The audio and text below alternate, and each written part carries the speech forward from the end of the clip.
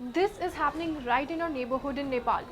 Riot police used batons and tear gas to halt tens of thousands of supporters of Nepal's former king. These protests have hit Nepal frequently.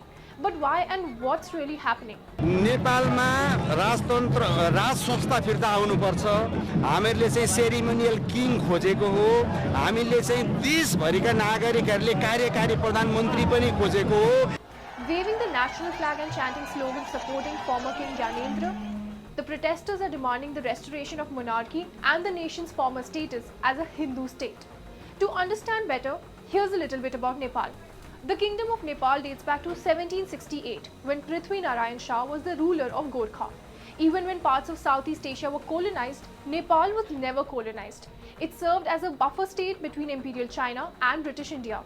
In the 1990s, the People Movement paved the way for democracy. The then King Gyanendra accepted constitutional reforms and established a multi-party parliament with the king as the head of the state and an executive prime minister. Soon in May 1991, Nepal held its first parliamentary elections. Then on 1st June 2001, a horrific tragedy wiped out the entire royal family, including King Gyanendra and Queen Aishwarya, with many of their closest relatives. With only King Gyanendra's brother Gyanendra and his family surviving, he was crowned the king. King Gyanendra abided by the elected government for some time and then dismissed the elected parliament to wield absolute power.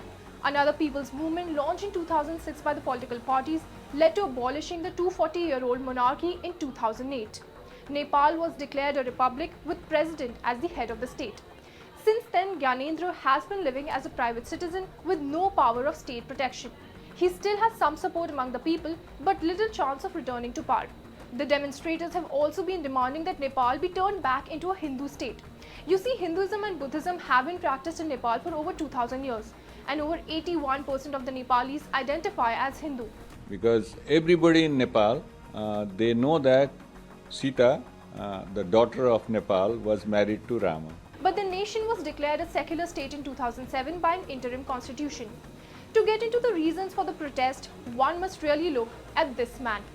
Durga Prasad, a businessman who wants to topple the country's ruling Communist Party, is leading the protests. One of the other major reasons is also the turmoil of Nepal's economy. The country's economy is in recession for the first time in 60 years. Unemployment is high because of the slowed economy and lack of job opportunities, forcing youth to leave the country for jobs in foreign countries. Moreover, there is a delay in paying the social security allowance and loan servicing. All of this has led to these protests. For more informative videos like this, keep watching India Today News Mo.